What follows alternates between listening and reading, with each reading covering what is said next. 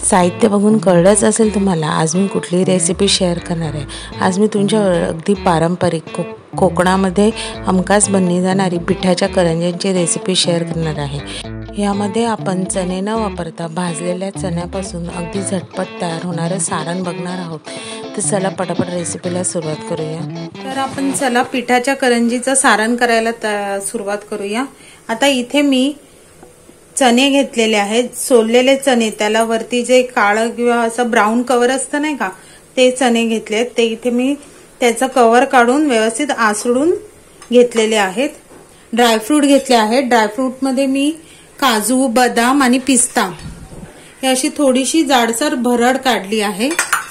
इथे मी चारोळी आणि मनुका घेतलेला आहे। इथे 1 वाटी एवढा गुळाची पावडर घेतलेली आहे। इथे सुंठ पावडर वापरायची आहे, वेलचीची पावडर। इथे मी सुकं खोबरं अगदी सोनेरी रंगावर भाजलेलं आहे, ते आपल्याला घ्यायचं आहे। इथे सफेद आणि काळे तीळ आहेत, जे मी भाजून घेतलेले आहे। आणि इथे खसखस, तीही मी भाजून घेतली आहे। आता काय करायचं, हे जे चणे आहेत ना, ते आपल्याला मिक्सरला ह्याचं पीठ करून घ्यायचं आहे। आता हे भाजलेले जे चणे आहेत त्याचं मी पीठ करून घेतलेलं आहे। हे पुन्हा आपल्याला भाजायची गरज नाहीये, ऑलरेडी हे भाजलेलं असतं। तर ते एका भांड्यात काढून घेऊया। तर त्याच्यातच हे सुकं खोबरं आहे, 1 मोठी वाटी, म्हणजे ही जी वाटी आहे ना, ती वाटी भरून मी हे एवढं सुकं खोबरं घेतलंय, ते मिक्स करूया। नंतर हे ड्रायफ्रूट आहेत, खसखस घ्यायची आहे, जवळजवळ 5 चमचे घेतले आहे खसखस मी, 5 मोठे चमचे। हे 2 चमचे काळे तीळ आणि 2 चमचे सफेद तीळ, चारोळी आणि मनुका घेतला आहे। हे तुमच्या आवडीप्रमाणे घ्यायचं, कमी जास्त। आता हे इथे मी हा 1 वाटी एवढा गुळ घेतला आहे, गुळाची पावडर। जर तुम्हाला कमी गोड आवडत असेल तर कमी ऍड करायचं, जास्त आवडत असेल तर ह्यापेक्षाही जास्त तुम्ही घालू शकता। आता ह्याच्यात वेलची पूड घालूया, 2 छोटे चमचे।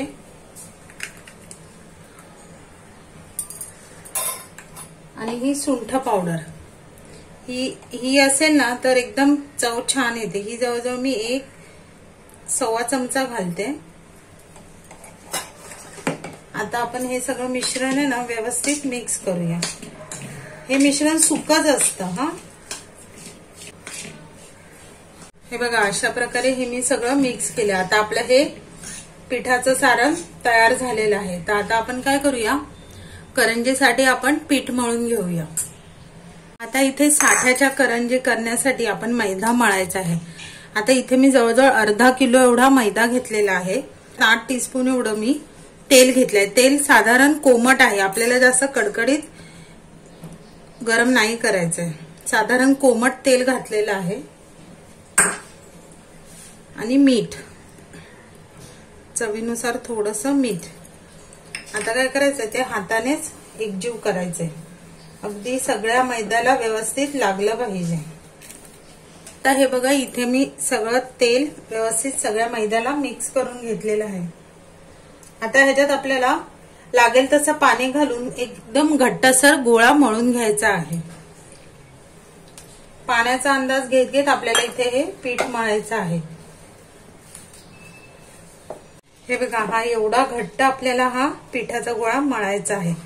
आता काय करायचं, हा गोळा आपण 15 मिनिटांसाठी झाकण लावून मुरत ठेवायचा। आता हा मुरेपर्यंत आपण साठा करून घेऊया। साठा करण्यासाठी इथे मी 3 टेबलस्पून एवढं कॉर्नफ्लॉवर घेते। घट्ट तूप घ्यायचंय हा, तर जेवढं कॉर्नफ्लॉवर तेवढंच तूप। आता ह्याचं आपल्याला क्रीम सारखं पेस्ट बनवायचे, म्हणून ते व्यवस्थित फेटून घ्यायचंय। हे बघा, अशा प्रकारे हे मी एकदम क्रीम सारखं आपल्याला फेटून घ्यायचं आहे। आता हा एकदा गोळा आपण काय करूया, मळून घेऊया। आणि ह्याचे आपण पुरीसारखे मोठे मोठे, त्याचे 4 गोळे झालेत, म्हणजे ह्याच्या आपल्याला 4 पोळ्या लाटायच्या आहेत। त्याने इथे आपण सुक्या मैद्याचा वापर करायचा आहे। आणि अशी एक पोळी लाटून घ्यायची.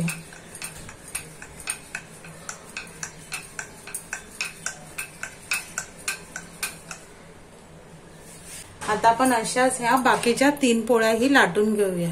अरे ह्या बघा मी 4 पोळ्या लाटून घेतलेल्या आहेत. आता आपण काय करायचं, ह्याच्यावर साठा लावायला सुरुवात करायची. हा साठा घ्यायचा, अगदी जास्त पण नाही लावायचा, व्यवस्थित सगळीकडे पसरवून घ्यायचा. एकदम पातळ लावायचा आहे. हा तळताना जास्त तेल शोषून घेतं, त्याच्यामुळे हा व्यवस्थित एकसारखा सगळीकडे पातळ पसरून घ्यायचा आहे. आता एकावर झाले, आता आपण त्यावर दुसरी पोळी टाकूया.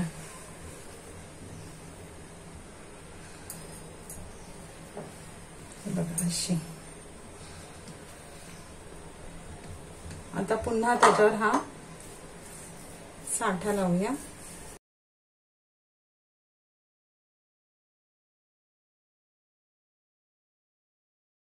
पोळी म्हणजे लास्ट पोळी आपण लावून घेऊया.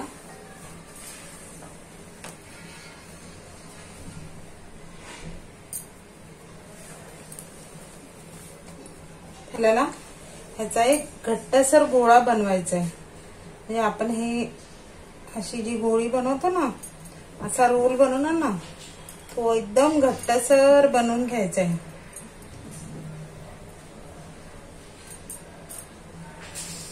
असा पोलपाट माझा थोडा लहान असल्यामुळे मी काय केलंय, हे प्लॅटफॉर्मवरच आपण ह्याचा रोल पसरवायचा आहे. म्हणजे असा लांबट करून घ्यायचा.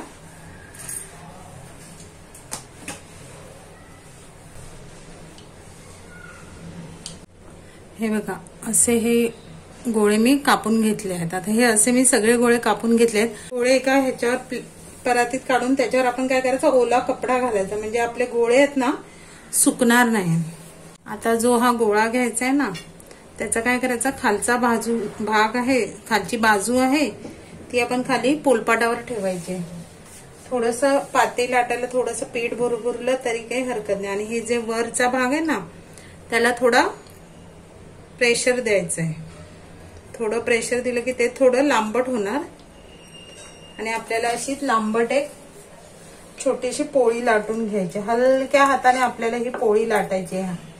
जास्त प्रेशर नाही अप्लाय करायचा.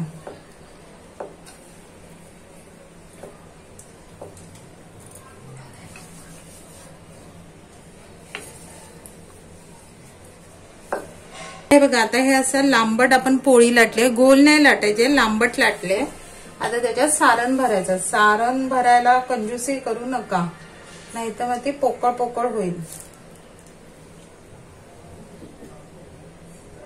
सारण पण आपल्याला असं लांबटच भरायचंय. अगदी व्यवस्थित सारण भरून घ्यायचं मधोमध. आणि आता आपण एका साईडला दूध लावून घ्यायचं. आता काय करायचं, दुधाच्या साईडवर आपली ही वरची साईड आहे ना, ती घालायची आणि व्यवस्थित प्रेस करायचं. अगदी चारी बाजूने त्याच्या कडा बंद झाल्या पाहिजेत. बरोबर अंदाज घेत कापायचा. अगदी आपण भरलंय तिथे काटोकाट कापायचं नाहीये. आणि हे एक्स्ट्राचं काढून टाकायचं. आणि एकदा नक्की चेक करायची सगळ्या बाजूने बंद आहे की नाही, नाहीतर मग तेलात गेल्यावर फुटण्याची शक्यता असते. हे बघा आता अशा प्रकारे आपण सगळ्या करंज्या काय करून घेऊया. हे बघा अशा प्रकारे सगळ्या करंज्या मी बनवून घेतल्या. आता आपण ह्या तळायच्या. तळताना काय करायचं, पहिलं सुरुवातीला गॅस मीडियम फास्ट ठेवायचा आणि आपण एक एक करंजी सोडायची.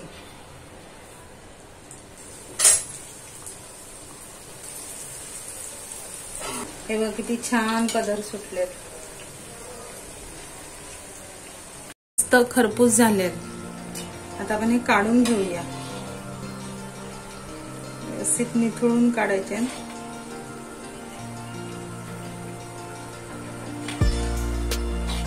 हे बघ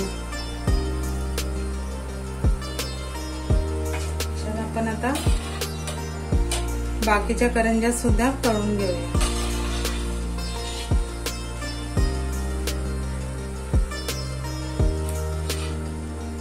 हे बघा सगळ्या करंज्या,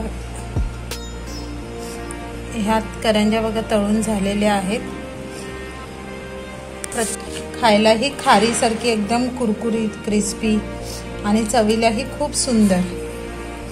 मग तुम्हाला ही माझी साध्याच्या करंजीची रेसिपी आवडली तर रेसिपीला नक्की लाईक करा, शेअर करा, कमेंट करा आणि हां, चॅनलवर नवीन असाल तर चॅनलला सबस्क्राईब करायला विसरू नका। तोपर्यंत मस्त मस्त राहा।